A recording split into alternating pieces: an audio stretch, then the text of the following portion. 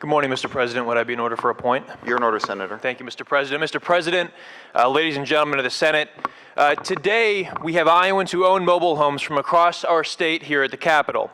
They are here to share with you their stories and to tell us what is happening and continuing to happen in Iowa as predatory and out-of-state corporations continue to acquire Iowa trailer parks and subject our constituents to massive rent increases. I know it is funnel week and we're all incredibly busy, but I urge you to take just a few minutes and listen to their stories today. I'd also like to share with the body why these out-of-state corporations are coming into our state and buying these parks. A common misconception is that these corporations are trying to buy the land and develop the property for a different use, and that's actually not what is going on. These purchases are about acquiring the stream of cash rent that these residents pay every month. The key point to understand is that mobile homes aren't actually mobile. They cost $6,000 to $7,000 to move if they are structurally sound enough to move at all. This means that the people who live in them have few options when the rent is raised. To illustrate this point, I'll quote Frank Rolfe, who is an out-of-state investor and a member of the board of directors of the Iowa Manufactured Housing Association. Mr. Rolfe said on camera that buying a mobile home park is like owning, quote, a Waffle House where the customers are chained to their booths, end quote. Mr. Rolfe owns 25 parks in Iowa. Now, if that quote sounds too incendiary to be real, here he is again on why these parks are great investments. Quote, the customers are stuck there. They don't have the option. They can't afford to move the trailer. The only way they can object to your rent raise is to walk off and leave the trailer, in which case it becomes abandoned property and you can recycle it and put another person in it. So you really hold all the cards, end quote. That's why these out-of-state companies are coming in. In fact, in just the past 24 months, out-of-state investors like Mr. Rolfe and Haven Park Capital, which has been in the news for their egregious rent increases of nearly 70%, have acquired at least 30 Iowa mobile home communities, again, in just the past 2 years. The problem here is not local Iowa owner-operators who know their residents and who treat them like neighbors.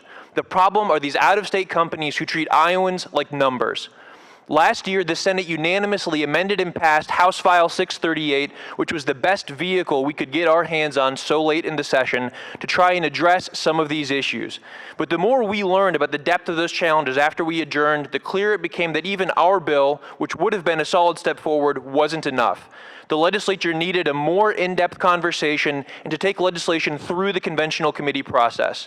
So we organized the senators who worked on this legislation last year, both Democrat and Republican, and the representatives whose concerns about our amended bill couldn't be fully addressed before we adjourned last year. We formed a bipartisan and bicameral working group to try and find common ground on this topic and propose comprehensive reform that could actually pass in 2020. We asked the association for their input. They did not provide any. We held a public hearing in December to which the association was invited and literally given a seat at the table. At that hearing, they shared no legislative solutions and provided no input, even though they acknowledged that Iowans are being mistreated. And even though they had our memo outlining potential solutions in their possession for nearly 6 weeks. Now the association is saying that they were not involved in this process, and that is simply not true. The association is also falsely claiming that this legislation contains, quote, rent control. That is not the case. This legislation contains a rent justification model in which if a landlord raises rent higher than inflation, they must explain to their residents in the written rent increase notification, which they are already obligated to provide under current law, why the rent is increasing. And one option for legal explanations under this bill is simply an increase in the cost of market rent or other capital improvements made by the landlord. Does that sound like rent control to you? Second, the IMHA falsely states that only 4 states have a similar model: Washington, D.C., Oregon, New York, and California. Curiously, the association did not include in that list the actual state upon which this legislation was modeled nearly verbatim: Delaware. You don't have to take my word for it. You can compare our legislation with Delaware Title 25, Chapter 70, Subchapter 6. And anybody who has ever created an LLC knows that Delaware is not a state known to be hostile to business interests. Finally, Mr. President, I have deeply appreciated your support for these efforts last year, and I hope that we can continue to have the support of this chamber for reforms. Ladies and gentlemen of the Senate, this is a good bill. This legislation reflects a lengthy, transparent, and bipartisan process. We sought input from residents, from landlords, and from third-party experts.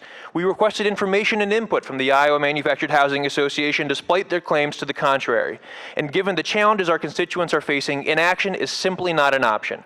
It is precisely because of all the hard work put into this legislation by both Democrats and Republican senators and representatives that companion bills were introduced with over 40 co-sponsors between the House and the Senate.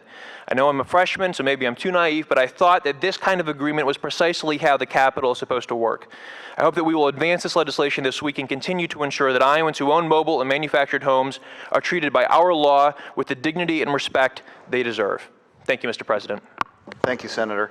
For what purpose does the senator from Wayne, Senator Sinclair, seek the floor? Thank you, Mr. President. Am I in order for an announcement?